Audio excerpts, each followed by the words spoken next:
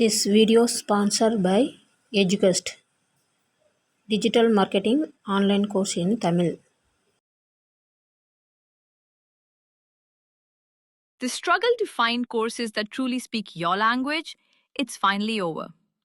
Welcome to EduQuest, where learning is made just for you. At EduQuest, we bring you a wide range of online courses, from career building programs to skill boosting masterclasses, all in your regional language. Because we believe language should never be a barrier to success. Our courses are tailor made after understanding what today's learners really need. So why wait? Start learning the smarter, simpler way only with EduQuest. Visit eduquest.courses and explore your next course today. And hey, don't miss out on our exciting offers and promotions. இன்றைக்கி வீடியோவில் என்ன பார்க்க போகிறோன்னா mushroom pepper masala எப்படி பண்ணுறதுன்னு தான் வீடியோவில் பார்க்க போகிறோம். வாங்க. அதுக்கு ஃபஸ்ட்டு வந்து பெப்பர் ஒரு ஃபுல் டேபிள் ஸ்பூன் வந்து 2 டேபிள் ஸ்பூன் எடுத்துக்கோங்க. அப்புறம் 1 டேபிள் ஸ்பூன் வந்து சோம்பு. இது நல்லா மிக்சியில் நைஸாக பவுடர் பண்ணி எடுத்து வச்சுக்கோங்க. இதுக்கு மெயினாக சோம்பு போடுங்க, அப்போ தான் அதோட வாசம் நல்லாயிருக்கும். கண்டிப்பாக இதுமாதிரி ட்ரை பண்ணி பாருங்கள், உங்களுக்கு இந்த கிரேவி சூப்பராக வரும். அதுக்கு அடுப்பு ஸ்டவ் ஆன் பண்ணி ஒரு கடாய் வச்சுக்கோங்க.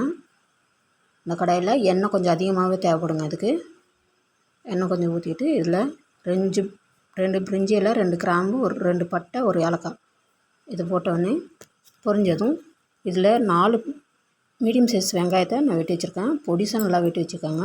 அதை சேர்த்துக்கோங்க. அதை சேர்த்து நல்லா பொன்னிறமாக வதங்கி வரணுங்க.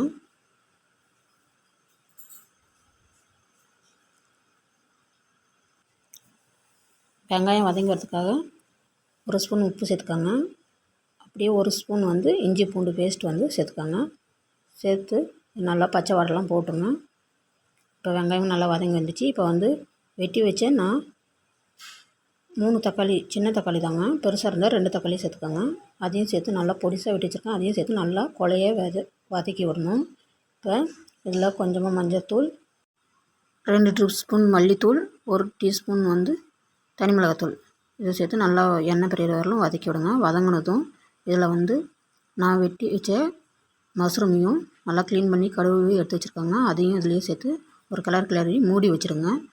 அந்த மஷ்ரூமில் இருக்கிற தண்ணியிலேயே இது வந்து நல்லா வெந்து வரும். இப்போ இடையில கிளறி விடணுங்க, இல்லைன்னா அடி பிடிச்சிக்கும். இப்போ வந்து இந்த கிரேவிக்கு தேவையான தண்ணி வந்து நீங்கள் சேர்த்துக்கலாம். நல்லா வறுவலாக வேணும்னா கொஞ்சமாக சேர்த்துக்கோங்க. நான் வந்து 2 டம்ளர் அளவுக்கு எடுத்துக்கிறேன், ஏன்னா நான் சப்பாத்திக்கு செய்ய போகிறேங்க. அதனால் தண்ணி சேர்த்துக்கப்புறம் 1 ஸ்பூன் வந்து கரம் மசாலா சேர்த்து நல்லா எண்ணெய் பிரியிற அளவுக்கு கொதித்து வரட்டுங்க. இப்போ பாருங்கள், நல்லா எண்ணெய் பிரிஞ்சு கொதித்து வருது. இப்போ வந்து நம்ம அரைச்ச இந்த மிளகு சோம்பு அந்த பவுடரை வந்து 1 ஸ்பூன் நல்லா ஃபுல்லாக சேர்த்துக்காங்க.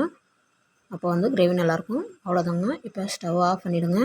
இப்போ கொஞ்சமாக லாஸ்ட்டாக கொத்தமல்லி தழை சேர்த்து பரிமாறலாங்க. இதில் தேவைப்பட்டால் உங்களுக்கு ஃப்ரெஷ் க்ரீம் சேர்த்துக்கோங்க. உங்கள் கிட்டே இல்லைன்னா நீங்கள் ஸ்கிப் பண்ணிக்கலாங்க. ஃப்ரெஷ் க்ரீம் வந்து ஒன்றும் இல்லைங்க, நீங்கள் பால் காய்ச்சி வச்சுருப்பீங்களா, அதில் இருக்கிற ஆடை தாங்க. அந்த ஆடையை நல்லா கட்டி இல்லாமல் மிக்ஸ் பண்ணிவிட்டு அந்த பாலாடை தாங்க இதில் சேர்த்துக்கலாம். அதுதான் ஃப்ரெஷ் க்ரீம்னு சொல்கிறது. அவ்வளோதாங்க, மஷ்ரூம் பெப்பர் ஃப்ரை வந்து ரெடி ஆகிடுச்சிங்க. இதில் டெக்கரேட்டுக்காக நான் வந்து மேலே க்ரீம் சேர்த்துக்கிறேன். உங்களுக்கு விருப்பம் இருந்தால் நீங்கள் சேர்த்துக்கோங்க. இது இன்னும் சுவையை அதிகமாக்கும். கண்டிப்பாக இந்த ரெசிபியை நீங்கள் ட்ரை பண்ணி பாருங்கள். இந்த வீடியோ பிடிச்சிருந்தா இந்த சேனலை மறக்காமல் சப்ஸ்கிரைப் பண்ணிக்கோங்க. அப்படியே பக்கத்தில் இருக்க பெல் ஐக்கானையும் கிளிக் பண்ணிக்கோங்க. தேங்க்யூ ஃபார் வாட்சிங்.